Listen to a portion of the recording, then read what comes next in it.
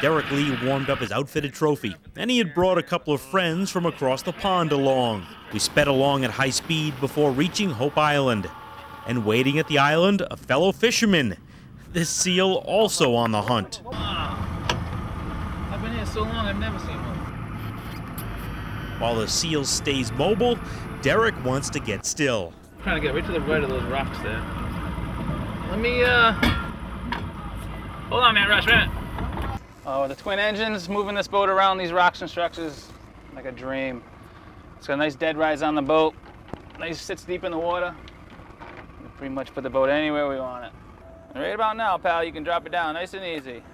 Now, what you want to do when you set up the boat is get as close as you can to these rocks, because these fish are very territorial. They'll sit right on these rocks, and if you're not on them, they could be 3 feet that way, and you're going to not catch fish all day. I've been on the boat before, catching fish here, and the guy in the front of the boat not catching a single thing. All right, basically, easiest and simplest Tautog rig. What you want to do, sinker on the bottom. Put it right down to the bottom, come up about 8 inches off, tied to the Tautog hook. That's your simple Tautog rig.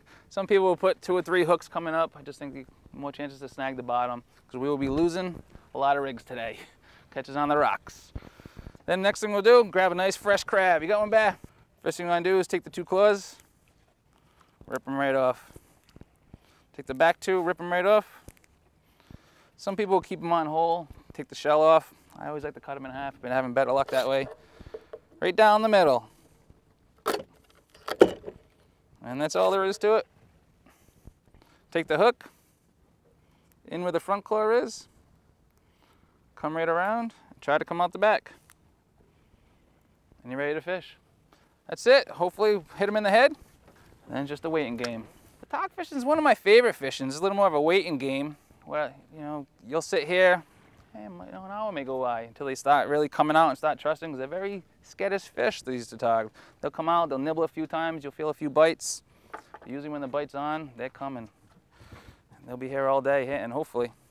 Come on, Bat, who's gonna catch the first one? You got any bets today? Today we're on TV today. Today's a big bet. David Rush with the first hookup, but it was only bottom. Can't get it right, just pull it straight back. Put the pole on the boat and just pull it straight back. Just pull it straight back. Just walk right back. There you go. There you go, you're free. That. Reset. That is why you always fish with people who know a little bit more than you. Barry, you don't want to tug it, you might break your rod. If you just pull it straight back, that's what we do here in Rhode Island. He's a professional. Before her real hookup, time to move as a lobster boat needed to do a haul. That definitely sucks. It's gonna cost you a few lobsters.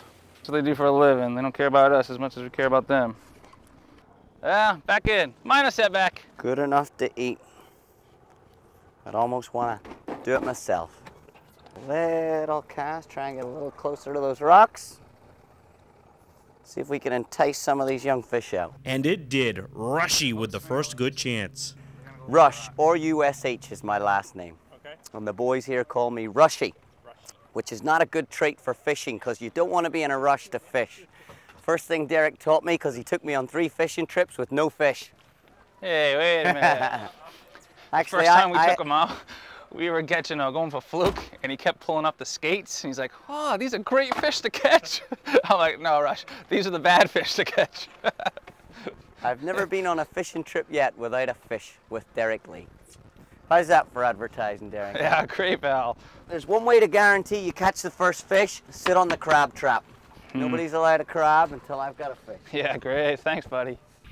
Either green crab or stone crabs, usually. Green crabs are cheap, and they're everywhere. Let's see if that makes it any help.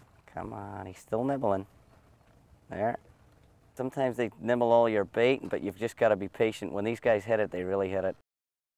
Professional over there. There. Here we go. Yep, we're in. Nice, Rush. We're in.